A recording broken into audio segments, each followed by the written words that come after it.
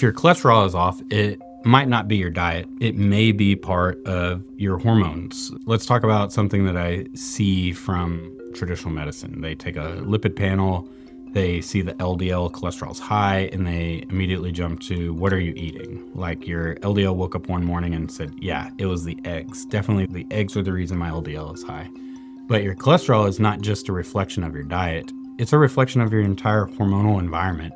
Your liver is basically taking instructions for your hormones all day long, and your lipid panel is the output. So today I'm going to walk you through the big players: thyroid, testosterone, estrogen, insulin, cortisol, and how they shape your cholesterol. Progesterone is another one of the main hormones that we discuss, but it's pretty neutral when it comes to lipids. It's along for the ride, but it's not driving the bus in regards to lipids, so I don't really have a big section over that. Also, we're going to discuss what you can do about it, because if you don't understand this, you're managing numbers, not physiology.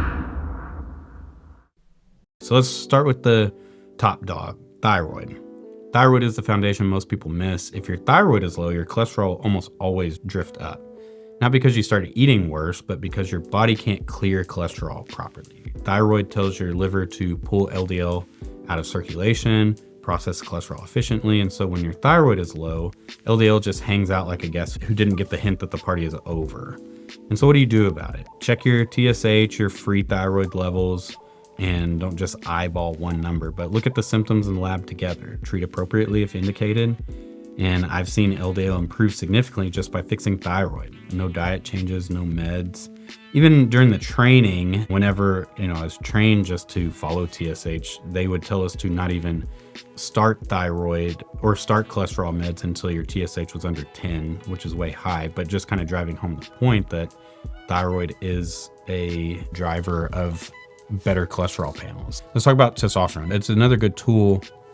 It's not magic when it comes to lipid management, but low testosterone in guys and gals typically tied to increased visceral fat, insulin resistance, higher triglycerides, lower HDL. So overall, low testosterone is a worse metabolic environment. When we start appropriate testosterone therapy, we typically see a small dip in HDL. And why is that? Testosterone increases hepatic lipase, so it breaks down HDL faster. But over time, body composition improves, visceral fat decreases, insulin sensitivity improves, activity increases, and that HDL either stabilizes or even rebounds back up. Testosterone typically doesn't have a big driver on LDL specifically, but we do see it improve because you're leaner, you're moving more, your metabolism improved. And again, not because testosterone is directly lowering the LDL, it's because of all the ancillary stuff that are now being done because of appropriate testosterone therapy. So don't panic over the HDL drop initially. You can track ApoB and get further insight to the LDL, but use the testosterone as a tool, not a shortcut. If your lifestyle doesn't improve, you're not going to see your LDL number improve. TRT gives you a better engine, but it's not a permission to stop driving. Estrogen is a big driver of improving lipid panels, and we see this when women go through menopause. They get an increase in cardiovascular risk, and so making sure that patients have adequate estradiol levels is very important. It can improve a lot of lipid markers. It can lower your LDL, improve your HDL, and it's going to overall improve your lipid balance, which is, as I was saying, in menopause, LDL typically goes up. Typically you get more central fat adiposity, and so your risk goes up. And so the nuance is estradiol has a meaning relationship with lipids. In general, adequate estradiol levels are associated with lower LDL, higher HDL, improved lipid balance, which is why when estradiol drops, like in menopause, we see LDL rise, HDL fall or become less productive, and a shift towards a more atherogenic profile. But it's not just about having estrogen or not, it's about how much estradiol is present, how stable those levels are, and how the body's responding to it. Estradiol influences lipid metabolism by increasing LDL receptor activity, which means it helps you clear LDL. It helps hepatic lipid processing, modulating HDL production and turnover. So when estradiol is optimized, the liver tends to handle cholesterol more efficiently.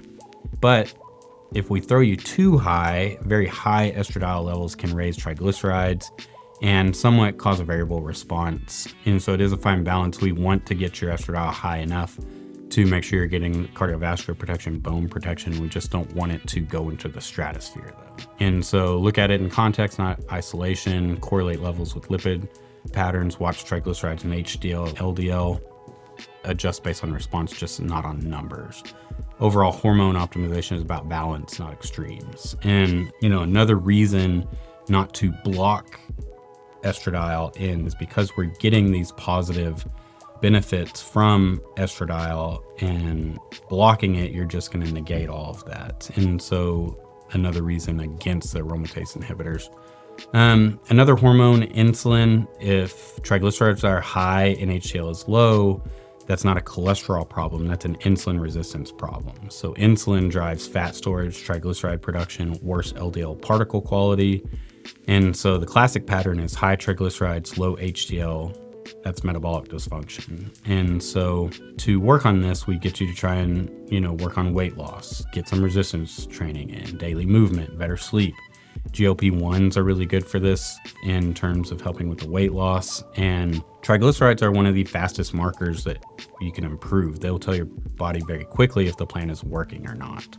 And so that's one of the things that we can monitor. Cortisol, that's something that you just don't really quite put towards your lipid panel, but chronic stress is going to elevate your cortisol, which is going to really lead to higher triglycerides, higher LDL, more visceral fat, worse insulin resistance. So if someone is sleeping 5 to 6 hours a day, stressed all day, living on caffeine, and their cholesterol is off, it's not just diet, it's their entire system being pushed into dysfunction. And so, when cortisol remains high, we definitely need you to prioritize sleep. This is a non-negotiable to help kind of break this cycle. Manage training intensity. More is not always better if you're running 12 miles and not getting any carbs and then going into stressful work.